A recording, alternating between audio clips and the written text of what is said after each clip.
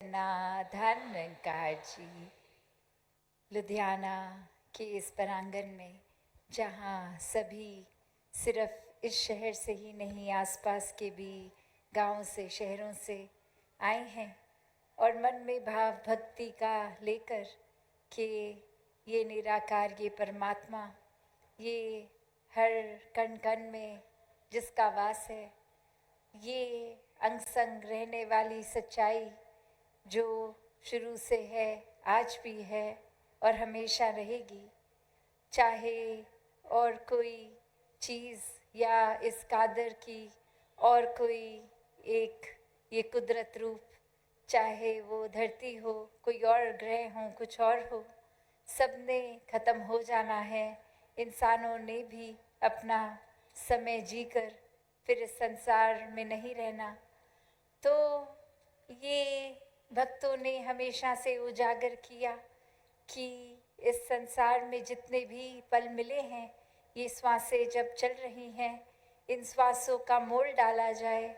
ये श्वासों को इस परमात्मा के प्यार में लगाया जाए, भक्ति में लगाया जाए, एक अपने मन में सेवा भाव पूरे संसार के लिए, समाज के लिए एक डाला जाए और कैसे समर्पित होके फिर ये मन भी सुमिरन में लगता है, इस निराकार के साथ अपना नाता और जोड़ने में।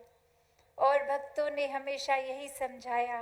कि घर परिवार समाज में रह के ही भक्ति की जा सकती है। इसको इसी तरह करना है, सभी का साथ देना है, सभी के लिए उपस्थित रहना है, एक हर एक के प्रति ये करुणा का भाव विनम्रता के साथ हो। कैसे एक अक्सर इंसान कोई ना कोई वजह बना लेता है कि कोई और पसंद नहीं, ये कारण है, इस इंसान को इस कारण से मैं पसंद नहीं करता, और किसी इंसान को तो बेवजह ही पसंद नहीं करता। तो ऐसे भाव जब होते हैं तो ये बहुत जजमेंट्स किसी के भी प्रति हम अपने मर्जी की कोई भी बात बना के एक उसको दोषी करार दे देते हैं, उसका कोई ना कोई एक अंदर खामी बाहर निकाल देते हैं। और एक कहानी में भी जहाँ एक चिड़िया कोई पेड़ ढूंढती है कि कैसे एक घोंसला बनाया जाए, और वो एक पेड़ के पास जाके पूछती है कि आप थोड़ी सी टहनी की जगह दे दें तो मैं घोंसला बनाऊं, मेरे अब बस ये अंडे रूप में ये बच्चों को मैंने जन्म देना है। तो वो पेड़ आगे से उस पक्षी को मना कर देता है, उस बर्ड को, और वो दूसरे पेड़ के पास जाती है और वहाँ दूसरे पेड़ ने वो जगह दे दी और ये एक घोंसला उस पे बन गया। और जैसे ही घोंसला बन के तैयार होता है, कुछ ही देर में एक आंधी इतनी तेज आती है और जो पेड़ पहले जिससे ये पक्षी पूछने गया था स्थान के लिए, वो पेड़ उस आंधी को सस्टेन नहीं कर पाता, एक उसमें टूट जाता है, बिखर जाता है। और अब वो पक्षी इतरा के बहुत उस टूटे हुए पेड़ को देख के कि एक ये देखो, मैं आपसे एक आशियाना बनाने के लिए जगह मांगने आई थी, अब आपका ही कोई अस्तित्व नहीं रहा। और वही वो पेड़ समझाता है कि मैं जानता था मैं कमज़ोर हूँ, मैं बारिशों को नहीं झेल पाऊँगा, मैं हवाओं को नहीं झेल पाऊँगा, उसी वजह से कि आप और आपका परिवार सुरक्षित रहे मैंने जगह नहीं दी, वरना एक बारिश आती मैं भी गिरता, आपके अंडे भी टूट जाते। तो ये मन में जजमेंट्स कितनी जल्दी आ जाती है। सिर्फ एक कोई पक्षी की कहानी तो ये चलो उदाहरण रूप हो गया, पर हम अपने अंदर भी जब झांकते हैं कि किसी ने हमें कोई अगर कहीं कोई चीज़ चाहिए वो मना कर दी, तो उस इंसान के लिए अपने दिमाग में विचार धारणाएं कि कोई कारण उनका अपनी मजबूरी कोई और वजह भी रही होगी, पर उस इंसान ने हमारा काम करने से मना कर दिया, तो उसके प्रति नफ़रत एक बना ली दिल में। और साथ ही सिर्फ अपने तक नहीं, फिर जा के उस इंसान के जो भी और जानकार हैं उनको भी बता दिया आजकल मॉडर्न युग है, तो कभी एक सोशल मीडिया पे भी एक देखकर किसी को कांटेक्ट कर लिया कि आपके वो जानकार ठीक नहीं है, ठीक व्यवहार नहीं कर रहे, उनके साथ आप भी संबंध तोड़ दीजिए, एक उनसे बात मत कीजिए, या कोई भी तरीका ये नफ़रत का इंसान ढूंढ ही लेता है। और सिर्फ खुद तक नहीं, एक जजमेंट्स अपनी बना के हर एक तक फिर वो बातें, चाहे वो एक अक्सर खुद के साथ बीती भी नहीं हो, सिर्फ एक कहा सुनी अफवाह या र्यूमर्स का रूप, इसको भी फैलाने में फिर संकोच नहीं करता कि ये फैक्ट चेक है कि नहीं, ये बात वाकई ही हुई कि नहीं, बस हम तक पहुंच गई और अब एक अपनी जिम्मेवारी ही समझ लेता है कि इंसान के हर एक तक ये बात पहुंचाई जाए। और अक्सर ये इतने इंसानों को बताने के बाद भी जब ये एहसास होता है कि ये जो हमने बात बताई थी वो तो फेक थी, वो नकली बात थी, वो बनावटी बात थी, और अब तो ये हम ही बन गए उस बात का इतना प्रचार करने वाले। तो बात वही कि इस परमात्मा ने तो ये जहाँ बुद्धि दी है, विवेक दिया है और ये चेतनता है, कौन सी बात को एक कहना है, नहीं कहना, या कोई भी बात जो एक वाक्य ही परोपकारी बात है उसको तो फैलाएं, पर और अन्य किसी के बारे में कोई किसी को जहाँ नीचा दिखाने की बात है, किसी की बात को फिर वो एक फैलाना तो दूर, पहले एक कम से कम फैक्ट चेक करके ही देख लें। और कोई अगर हमें किसी से कोई बात कर रहे हो या कोई आया खास कोई बात बोलने, तो फिर ये भी चेतनता परमात्मा ने दी है कि ये निंदा, ये नफ़रत, ये चुगलियाँ, इसमें नहीं फंसना है, वरना तो ये जहाँ बुराई होती है किसी की, कितने भी व्यस्त हों, एक इंसान अपनी रुचि अगर रखे तो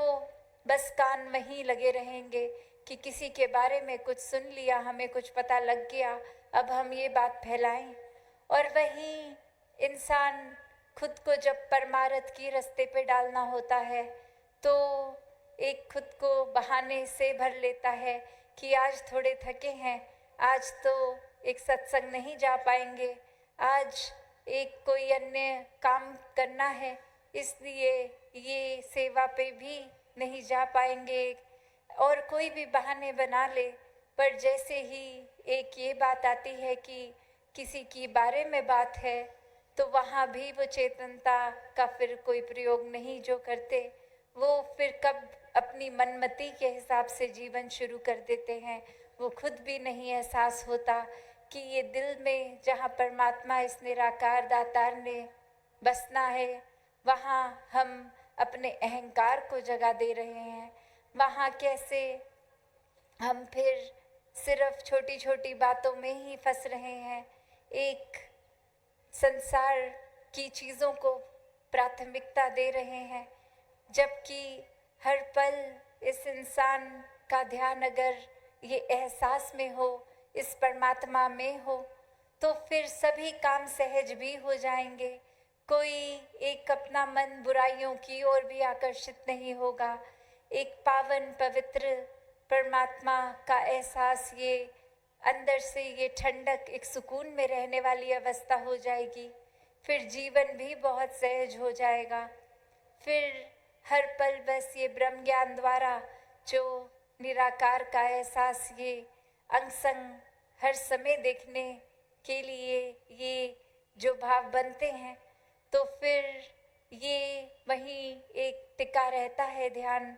फिर चाहे कितने भी प्रलोभन आ जाएं संसार में, ये डिस्ट्रैक्शंस के रूप हों, भक्त तो हमेशा वो एक डिस्ट्रैक्शंस के अंदर चाहे जीता उठता खाना बैठता बाकी इंसानों की ही तरह है। बस ये अपने फोकस, अपनी प्रायोरिटी की बात है कि फिर परेशानियों पे, एक छोटी छोटी चीज़ों पे, तंगदिलियों पे,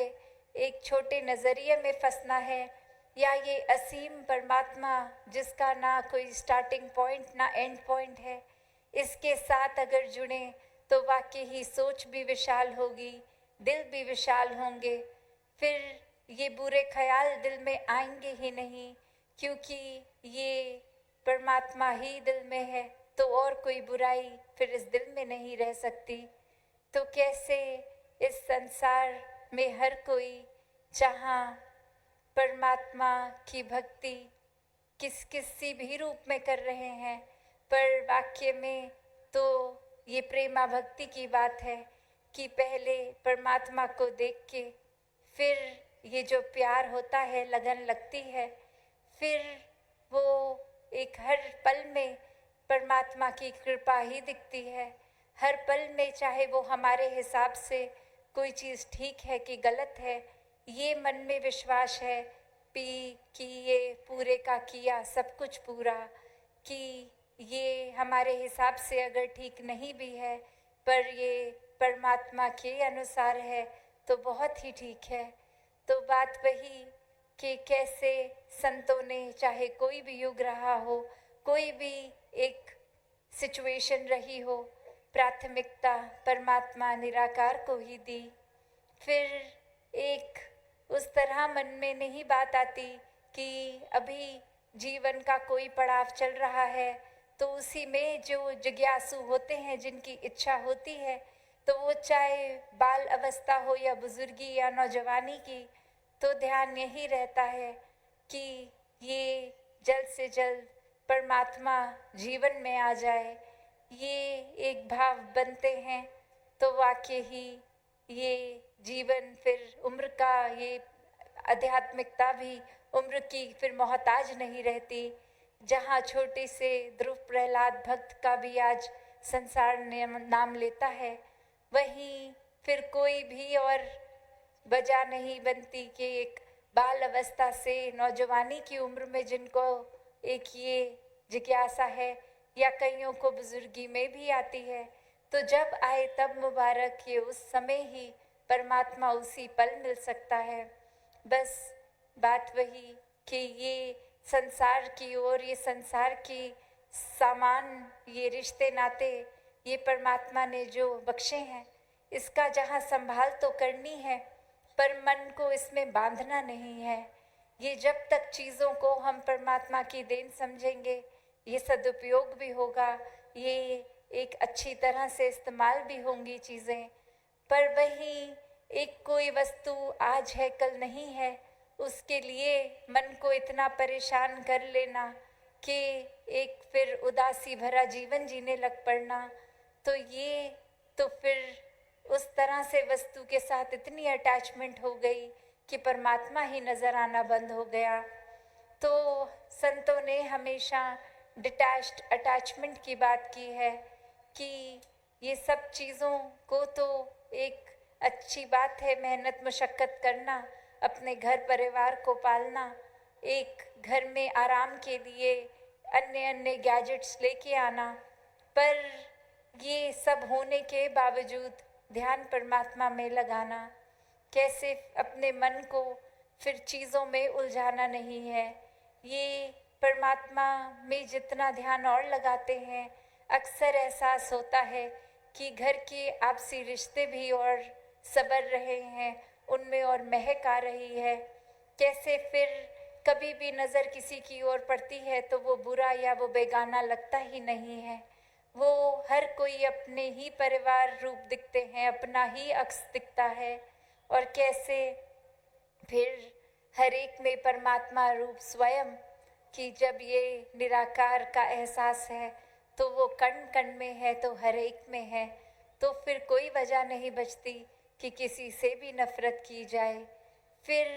वो वजह नहीं बचती कि एक किसी की गलती पे उसको इतना बुरा अपने दिमाग में बांध ही लिया कि वो इंसान बुरा है। नहीं, फिर वो जहाँ उस इंसान की माफ़ी के मोहताज भी नहीं रहते, वो खुद ही क्षमा का भाव अंदर से आता है, और वो इंसान अगर माफ़ी मांग भी ले तो भी बात यही रहती है कि ये आगे से गलती वो इंसान ना रिपीट करे। उतनी कम्युनिकेशन, एक उतनी बातचीत उस इंसान से रहती है कि चलो गलती हो गई तो कोई बात नहीं, हमसे भी होती है, आपसे भी हो गई, बस आगे इसको वाकई ही सुधार का एक ये मौका देखें, इसमें एक वो अपॉर्चुनिटी देखें, इसको फिर अगर शिक्षा मिली है तो इसको गंवारा ना जाए पल को, ये सीख कर आगे बढ़ा जाए। कैसे फिर संतों के भाव में तो ऐसे भी होता है कि गलती से भी अगर एक छोटी सी जो चीज़ वाकई ही फूल जैसी कोमल भी क्यों ना हो, अगर किसी को गलती से लग जाए तो संतों के तो मन में यही आएगा कि सामने वाले इंसान को दर्द ना हो गई हो हमारी वजह से। और वहीं एक अगर मन में अहंकार लेंगे तो किसी के सर पे पत्थर भी मार रहे हैं, एक ये हैवानों वाले हरकतें भी इंसान कर रहा है, और मन में माफ़ी तो दूर की बात, ऐसा भी ख्याल नहीं आ रहा है कि कुछ गलत कर रहे हैं। ये परमात्मा का एहसास ही नहीं, तो फिर इंसान का शरीर तो है पर अंदर इंसानियत नहीं है, तो फिर ऐसा जीवन तो कहाँ एक मनुष्य कहलाने लायक भी जीवन है। तो इस दातार ने ये पोटेंशियल तो दिया है कि हम इंसान के शरीर में एक फरिश्ता भी बन सकते हैं, एक दानव भी बन सकते हैं। तो क्या बनना है? बात वही चेतनता की, कि ये चेतनता को अपने जीवन में जिन्होंने अपनाया, संतमति को अपनाया, और तभी बार बार संत एक सेवा सुमिरन सत्संग के पहलू पे भी इतना जोर देते हैं कि अपने साथ साथ हर समय जब संतों का संग होगा ये सत्संग रूप में,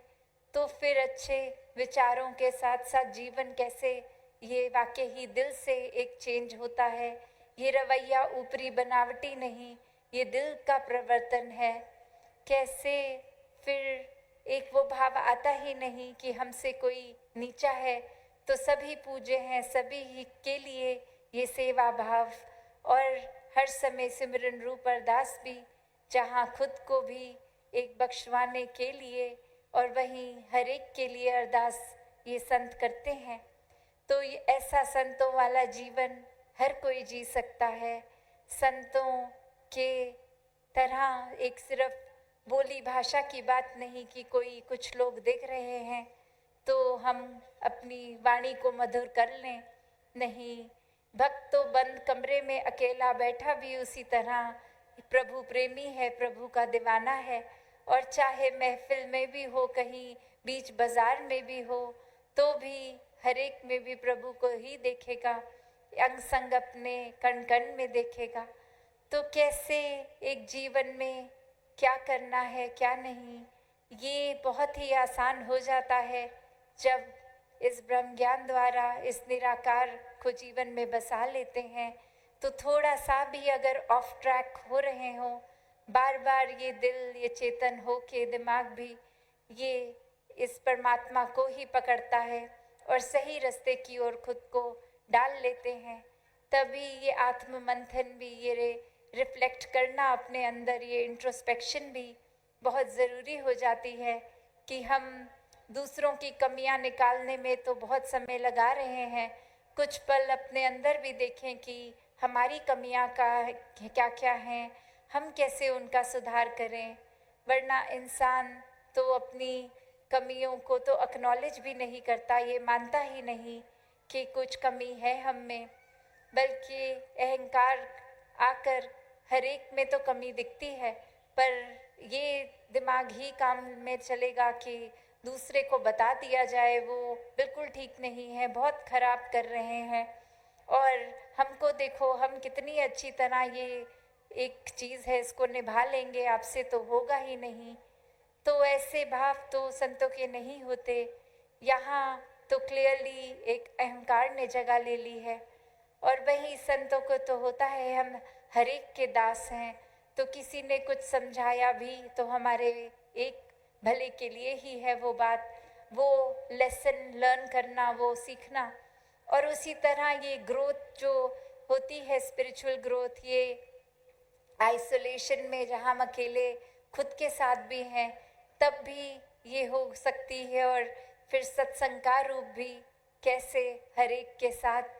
तो ये बैलेंस भी कि अक्सर सिर्फ अकेले ही फिर नहीं बैठे रहना, कि अकेले अपने आप से ही बात करनी है, कुछ समझना है खुद को और ज़्यादा, और वहीं संसार को त्याग के सिर्फ हर समय अपने कामकाज छोड़ छाड़ के सिर्फ सत्संग ही करते रहना, वो भी एक अलग एक्सट्रीमिटी हो गई। वहाँ फिर हम संसार से एक अपना हाथ छुड़ा रहे हैं। तो ये बैलेंस की बात होती है। और यहाँ तो बहुत ही सरल है कि बस निराकार को मन में रखो। तो घर में किसी कारणवश अगर सत्संग नहीं भी जा पा रहे, तो वो अगर तो वाकई ही जेन्युइन कारण है, तो घर के अंदर भी उस समय रहना सेवा है। सत्संग में आए हैं तो भी संतों के वचनों को सुनना, जीवन में उतारना, वो भी सेवा रूप है। या फिर एक अन्य रूप में अगर सेवा के किसी ड्यूटी पॉइंट पे हैं, तो भी वो उसी रूप में है। तो बात वही कि एक हर समय संत जो है वो हर समय का भक्त है, 24 घंटे की भक्ति है, फिर उठते बैठते खाते पीते। तो बात वही कि कैसे मन से सत्संग आए। सिर्फ इस शरीर को लाके सत्संग में कोई फ़ायदा नहीं अगर ध्यान ही कहीं और हो। तो कैसे एक संतों का संग करते हुए जीवन में, जहाँ एक गृहस्थ का जीवन एक रिस्पॉन्सिबिलिटी से भरा, हर एक रिस्पॉन्सिबिलिटी को भी सामाजिक निभाते हुए, घर के मेंबर्स के साथ भी अपनी इक्वेशन को ठीक रखते हुए, एक हर एक को प्रोत्साहन, जीवन में स्पिरिचुअल ग्रोथ हो, चाहे कामकाज हो, हर एक तरह से एक प्रोत्साहन देते हुए ही घर में उस तरह से रहा जा सकता है। तो हर कार्य करते हुए भक्ति को भी किया जा सकता है। तो दासी और समय ना लेते हुए इन्हीं शब्दों से आज्ञा लेगी साथ संगत जी। धन्यकार जी।